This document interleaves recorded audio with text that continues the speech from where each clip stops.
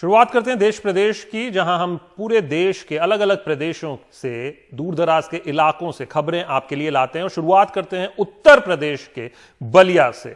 बलिया जिले में मास्क न पहनने पर जनता को दौड़ा दौड़ा कर लाठियों से पीटने वाले एसडीएम अशोक चौधरी पर मुकदमा दर्ज हो गया है। अशोक चौधरी ने अपनी तहसील और तहसील के आसपास कल जनता पर जबरदस्त लाठीचार्ज किया था, चाहे कोई मास्क पहने हो या न है।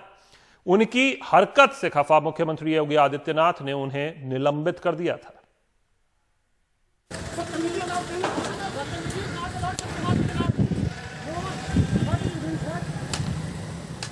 ये सादी वर्दी में कोई बौराए सिपाही दरोगा नहीं, बल्कि एसडीएम साहब हैं, जो इस बेलगाम और बेकाबू ढंग से निहत्थी जनता पे लाठियां बरसा के दुनिया भर में सुर्खियों में आ गए हैं।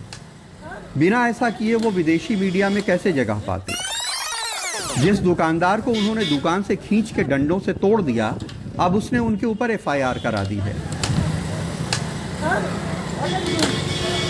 दुकानदार कहते हैं कि एसडीएम ने उन्हें पीटने से पहले कहा कि मुंह में रुमाल बांधना अलाउड नहीं है। एसडीएम साहब कह रहे हैं कि बदतमीजी कर रहे हो। फिर वहाँ से हमें दुकान के अंदर से घसीटते हुए बहुत जोरदार मारा। ये मेरा हाथ भी कट गया है, मेरे दोनों मुँहों के नाखूनों के दोनों उखड़ गए हैं। और ऊपर से हमें मारते हुए लेके गए अम्बेडकर साहब की मूर्ति के पास। और उसके बाद हमें मारने पीटने के बाद फिर हमें थाने पे भेज दिए गए। एसडीएम साहब निकले तो थे बिना मास्क वालों की पिटाई करने, लेकिन पहला हमला उन्होंने तहसील के बरामदे में मास्क लगाए बुजुर्ग पे किया। आप खुद देखिए।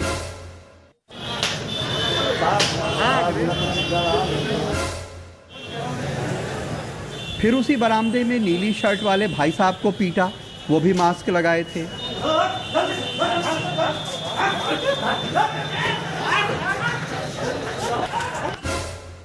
फिर तहसील के गेट पे एक और शख्स को मास्क में देखते ही उन्होंने डंडा बजाया।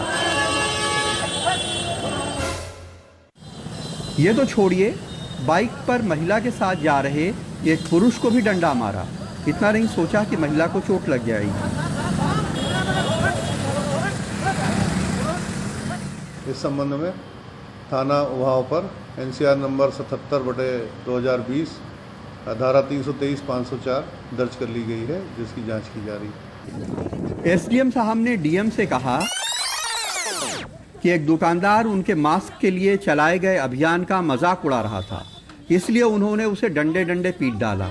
लेकिन इस वीडियो में तो दुकानदार उनका मजाक उड़ाता नहीं दिखता, लेकिन एसडीएम साहब की पारखी नजरों ने मास्क के अंदर दुकानदार के फेस का एक्सप्रेशन शायद भांप लिया होगा। मारपीट की कार्रवाई कहीं भी किसी प्रावधान में नहीं है। प्रावधान के अनुसार जुर्माना, एफआईआर ये करने का प्रोविज़न है। उसे इतर हट करके मारपीट करना कहीं से औचित्यपूर्ण नहीं था। इसको संज्ञान में लेते हुए तत्काल प्रभाव से उनको हटा दिया गया। अफसर अफसर होता है और गुंडा गुंडा। गुंडा अफसर नहीं हो सकता और अफसर गुंडा नहीं हो सकता है। और इस देश में मास्क न पहनने की सज़ा जुर्माना है, लाठीचार्ज नहीं। बलिया में करुणा सिंधु और लखनऊ में कैमरामैन राजेश गुप्ता के साथ कमाल खान, एनडीटीवी इंडिया। उत्तर प्रदेश से ही एक और खबर। उत्तर प्रदेश के तमाम जिलों में किसानों को यूरिया खाद मिलने में दिक्कत आ रही है, जिसकी वजह से खाद बिक्री केंद्रों पर भारी भीड़ है। कुछ जगहों पर खाद पहुंची ही नहीं है, तो तमाम जगह कई दिन बाद ये खाद मिल रही है। सरकार का कहना है कि इस बार पिछले साल से काफी ज्यादा खाद उपलब्ध है। बाराबंकी के खाद बिक्री केंद्र पे किसानों का हुजूम है। कोई आज ही आया है तो तमाम ऐसे हैं जो कई दिन से आते और लौट जाते हैं, लेकिन यूरिया नहीं पा सके, लेकिन खाद पा जाने की उम्मीद में जमे हुए हैं। मसौली गांव की उषा देवी अपने 3 महीने के बच्चे के साथ लाइन में लगी हैं। मैं आपका और खाद लेने आई हैं। खाद लेने। तो खाद मिल रही कि नहीं मिल रही है? खाद भीड़ रहा तो कल नहीं बना, तो तबियत खराब हो गया, तुम चले गए, हम लौट गए, हम आज फिर आए हम। तो ये छोटे बच्चे को लेकर आप लाइन में लगी हैं, इतना छोटा बच्चा है। डॉक्टर भैया क्या करे, फिर आदमी का ऑपरेशन हुआ है। सोनभद्र के दुद्धी इलाके के सारे खाद बिक्री केंद्रों पे कई दिनों से भारी भीड़ है। इस इलाके में करीब 70% आदिवासी रहते हैं। यूरिया न मिलने पे वो कई दिन यहाँ चक्कर लगाते रहे हैं। खाद भले ना हो, लेकिन भीड़ इतनी है मानो खाद मुफ्त बंट रही हो। खाद पूरी तरह से मिल नहीं पा रही है, पब्लिक परेशान है। अब यहाँ जिनका बड़ा मुंह है, जो धीरे से 4 बोरी 6 बोरी ले जा रहा है, और जो है कि एक बोरी भी नहीं मिल रहा है, 1 किलो भी यहाँ नहीं मिल पा रहा है। काला बाजारी कर रहे हैं लोग क्या? एक यहाँ काला बाजारी हो रहा है। जिनका बड़ा मुंह है, धीरे से निकाल करके 4 बोरी 6 बोरी ले जा रहा है यहाँ से। यूरिया के काला बाजारी बंद करो। यूरिया के काला बाजारी। अमेठी में तो यूरिया की कालाबाजारी के खिलाफ खाद बिक्री केंद्र पर स्थानीय कांग्रेस कार्यकर्ताओं ने प्रदर्शन भी किया। काला बाजारी बंद करो। किसानों की बिक्री केंद्रों पे भीड़ है। खाद ना मिलने पे वे कर्मचारियों से उलझते नजर आते हैं। अभी 4 रोज पहले हम वो ले गए हैं, जिंक ले गए हैं, बराबर हर चीज, लेकिन कौन दिया है? ये पूछो जाके पब्लिक से। पब्लिक एक जैसी राइटिंग है। आधार कार्ड निकलवाइए। सबका आदमी को बनाया है तो कहा एक जैसी। यहाँ काला बाजारी हो रही है खाद में। पर्ची पहले से 5 बजे से पता नहीं कौन लिख के 230 लोगों का नाम दे दिया। हम लोग 8 बजे से आके खड़े हैं, हम लोगों का नाम नहीं लिखा जा रहा है। कितने दिनों से आप लोग खाद लेने के लिए आ रहे हैं यहाँ पर? 4 दिन से लगातार आ रहे हैं। तो अभी तक आप लोगों को खाद नहीं उपलब्ध? नहीं, अभी तक हम लोगों को खाद नहीं मिली है, नाम भी नहीं लिख रहे हैं। यूपी में धान की फसल की रोपाई करीब 1.5 महीने पहले हो गई है। अच्छी बारिश होने से फसल अच्छी होने की उम्मीद है। अब उसे खाद की जरूरत है। यूरिया की ज्यादा मांग की वजह उसका सस्ता होना भी है। अच्छे मानसून के कारण धान की रुपाई ज़्यादा हुई है। उसके साथ साथ यूरिया का रेट काफ़ी कम है, यानी आप ये समझिए कि 266 रुपया 50 पैसे में यूरिया की बोरी है। और जो हमारी डीपी की बोरी है वो 1150 रुपये की है। एनपीके की बोरी है वो 1100 रुपये की है। लेकिन सरकार कहती है कि खाद पहले से बहुत ज़्यादा उपलब्ध है, इसलिए खाद की किल्लत नहीं होगी। राज्य में इस तरीके की कहीं किल्लत नहीं है। जहाँ कठिनाइयाँ हैं उनका हम लगातार समाधान कर रहे हैं। इस महीने के भीतर अभी हमारी रेक जो है वो आने वाली है। लगभग 30 रेक 31 अगस्त के पहले पहुँचेंगी। इन 2 दिनों के भीतर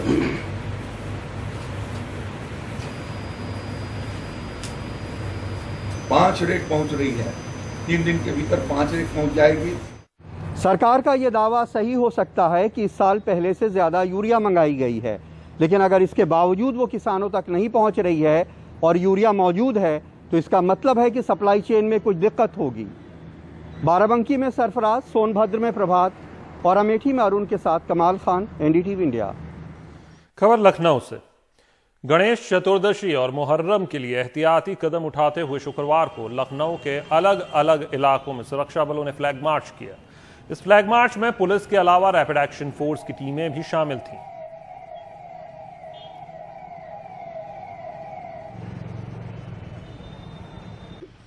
अमृतसर का जिक्र करते हैं। कोरोना के बढ़ते मामलों को रोकने के लिए पूरे पंजाब में रात का कर्फ्यू लगना अब शुरू हो गया है। कल पहले दिन पुलिस ने बैरिकेड लगाकर गाड़ियों की जांच की और उन्हें कर्फ्यू के बारे में जानकारी दी। कर्फ्यू हर दिन शाम 7 बजे से सुबह 5 बजे तक लगेगा और सप्ताह के अंत में कंप्लीट लॉकडाउन किया जाएगा।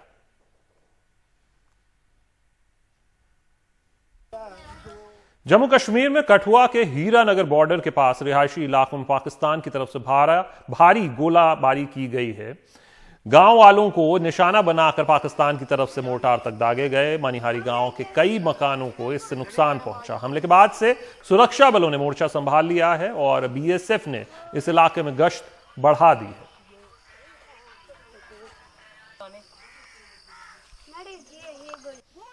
और जम्मू कश्मीर के कठुआ में सीमावर्ती रहने वाले लोगों ने पाकिस्तान द्वारा की जाने वाली फायरिंग के विरोध में प्रदर्शन किया है। लोगों का कहना यह है कि पाकिस्तान आए दिन बिना किसी उकसावे के फायरिंग करता है, जिससे इलाके में रहने वाले लोगों के साथ साथ उनके मवेशियों की जान पर भी हमेशा खतरा मंडराता रहता है।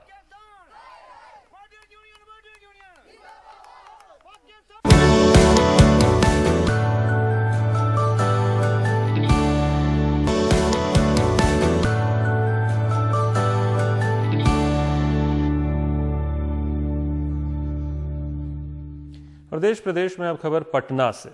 कल स्वच्छ सर्वेक्षण 2020 में पटना के सबसे कम साफ शहर होने का मुद्दा अब बिहार में तूल पकड़ रहा है। तेजस्वी यादव ने ताना कसा है कि नीतीश कुमार कहीं तो नंबर 1 निकले। वैसे इस सूची में बिहार के लिए मायूस होने वाली और बातें भी हैं। पटना सूची में 47वें नंबर पर है। 10 लाख से कम की आबादी वाले 10 सबसे गंदे शहरों में 6 बिहार के हैं। 100 से ज्यादा नगर निकायों वाले राज्यों में भी बिहार आखिरी नंबर पर है। बिहार के लिए संतोष की बात बस ये है कि गंगा किनारे बसे साफ शहरों में मुंगेर तीसरे नंबर पर है।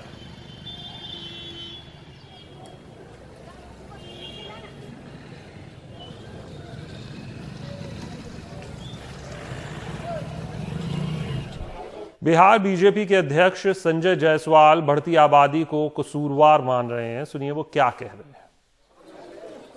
सबसे पहले तो हम सबों को भी सुधरना पड़ेगा।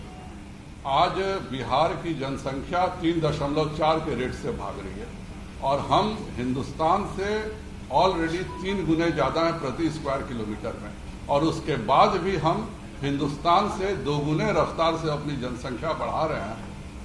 तो उस पर भी देखने की ज़रूरत है। हमारी और मध्य प्रदेश की आप तुलना नहीं कर सकते हैं।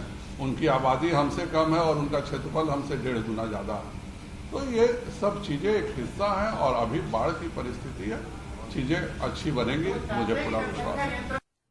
और इस बीच लालू यादव ने चुटकी ली है।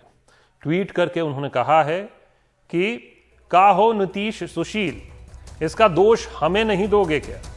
शर्म तो नहीं आ रही होगी इस कथित सुशासनी और विज्ञापनी सरकार के लोगों को।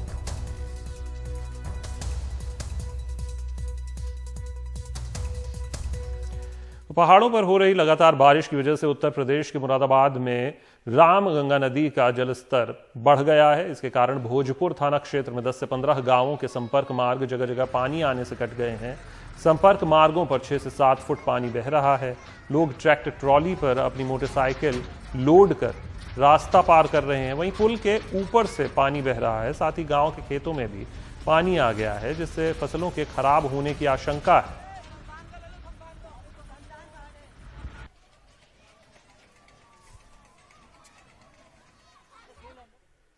जयपुर अब भी 14 अगस्त की भारी बारिश से उबरने की कोशिश कर रहा है। यहाँ के एल्बर्ट हॉल म्यूजियम में पानी में डूबी कलाकृतियों को बचाने की चुनौती बहुत बड़ी है।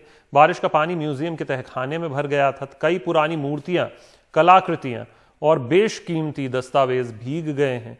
2400 साल पुरानी मिस्र की एक ममी जरूर बच गई। ये काहिरा के म्यूजियम से जयपुर के शासकों को तोहफे के तौर पर मिली थी।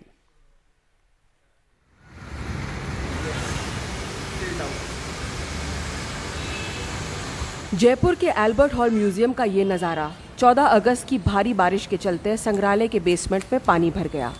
17,000 से ज्यादा कीमती कागजों, कपड़ों, चित्रों और पुरातत्व महत्व की वस्तुओं को भारी नुकसान हुआ। मिस्र से आई ये करीब 2,400 साल पुरानी ममी कर्मचारियों की तत्परता के कारण बचाई जा सकी। ये ममी कायरो के संग्रहालय से जयपुर 130 साल पहले एक भेंट के रूप में आई थी। 14 अगस्त को जो बरसात आई थी उसमें हमारे बेसमेंट्स में काफ़ी पानी भर गया था, जहाँ 17,000 एंटीक्विटीज़ का स्टोरेज है और मम्मी की गैलरी भी बेसमेंट में डिस्प्ले की थी 2017 में हमने।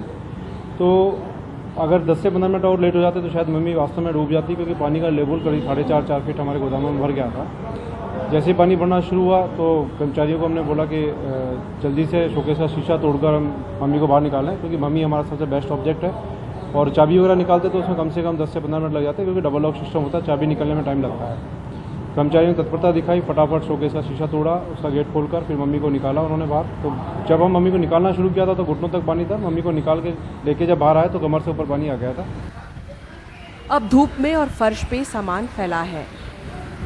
इसे बचाने का कार्य चल रहा है। नुकसान कितना बड़ा है ये अंदाजा फौरन नहीं लगाया जा सकता। एंटीक्विटी का कोई मूल्य नहीं होता, हम इसको मूल्यों में नहीं आंक सकते, क्योंकि सभी तरह की चीज़ों का नुकसान हुआ है। एल्बर्ट हॉल 19वीं सदी में बना हुआ संग्रहालय है। यहाँ पर ब्रिटिश समय से और जयपुर की रियासत, खासकर सवाई राम सिंह के समय से कई ऐसी दुर्लभ चीज़ें थी जिनका अब नुकसान हो चुका है। यहाँ के जो संग्रहालय के कर्मचारी हैं अब यहाँ के सामान को बचाने में जुटे हुए हैं, लेकिन लगता नहीं है कि पूरी तरह से जो संग्रहालय में सामान था उसकी भरपाई कोई कर सकेगा। जयपुर से हर्षा कुमारी सिंह, NDTV इंडिया।